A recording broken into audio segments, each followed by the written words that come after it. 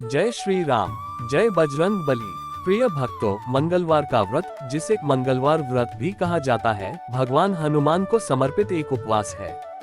यह व्रत आमतौर पर 21 या 41 मंगलवार तक किया जाता है और इसका उद्देश्य हनुमान जी की कृपा प्राप्त करना और जीवन में सुख शांति लाना है।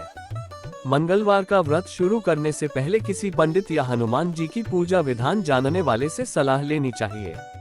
व्रत में नियम, संयम और पवित्रता का विशेष ध्यान रखना चाहिए। ऋषिगृह में केशवदत्त ब्राह्मण अपनी पत्नी अंजलि के साथ रहता था। केशवदत्त के घर में धन संपत्ति की कोई कमी नहीं थी। नगर में सभी केशवदत्त का सम्मान करते थे, लेकिन केशवदत्त संतान नहीं होने से बहुत चिंतित रहता था। दोनों पति पत्नी प्रति मंगलवार को हनुमान जी की पूजा करते थे। विधिवत मंगलवार का व्रत करते हुए कई वर्ष बीत गए। ब्राह्मण बहुत निराश हो गया, लेकिन उसने व्रत करना नहीं छोड़ा।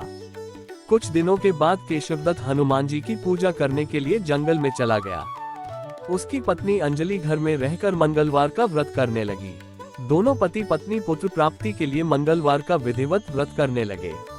अंजलि ने अगले मंगलवार को व्रत किया, लेकिन किसी कारणवश उस दिन अंजलि हनुमान जी को भोग नहीं लगा सकी और उस दिन वह सूर्यास्त के बाद भूखी ही सो गई।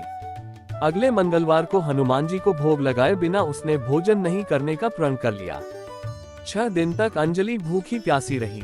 7वें दिन मंगलवार को अंजलि ने हनुमान जी की पूजा की, लेकिन तभी भूख प्यास के कारण अंजलि बेहोश हो गई।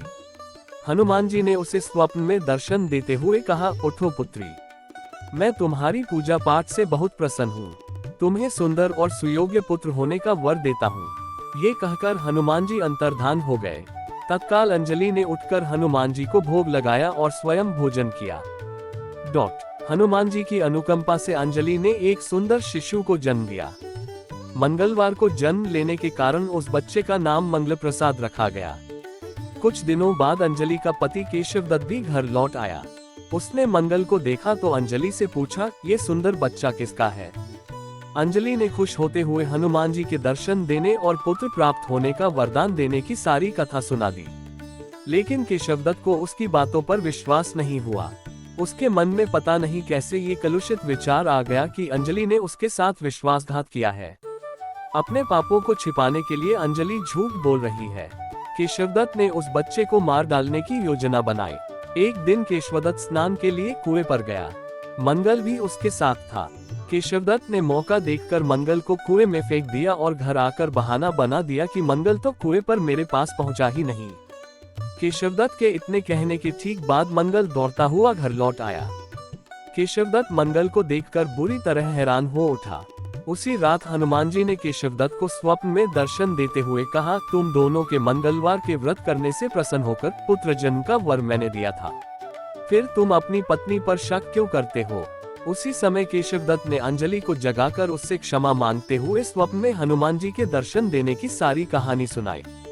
केशवदत्त ने अपने बेटे को हृदय से लगाकर बहुत प्यार किया। उस दिन के बाद सभी आनंद पूर्वक रहने लगे। मंगलवार का विधिवत व्रत करने से केशवदत्त और उनके सभी कष्ट दूर हो गए। इस तरह जो स्त्री पुरुष विधिवत मंगलवार का व्रत करके व्रत कथा सुनते हैं, हनुमान जी उनके सभी कष्ट दूर करके घर में धन संपत्ति का भंडार भर देते हैं। शरीर के सभी रक्त विकार के रोग भी नष्ट हो जाते हैं। यदि आप मंगलवार के दिन व्रत करते हैं तो इस दिन शाम के समय घी में बनी हुई पूरी खा सकते हैं। इसके साथ ही मंगलवार व्रत में गुड़ का सेवन करना भी अच्छा माना जाता है। इसके साथ आप फलाहार कर सकते हैं और दूध का सेवन भी कर सकते हैं। मंगलवार के दिन शाम के समय अपना व्रत खोलने के बाद आप बेसन का लड्डू भी खा सकते हैं। इसके साथ ही मंगलवार व्रत में लौकी की खीर या हलवा खाना भी शुभ होता है। जय हनुमान जी की।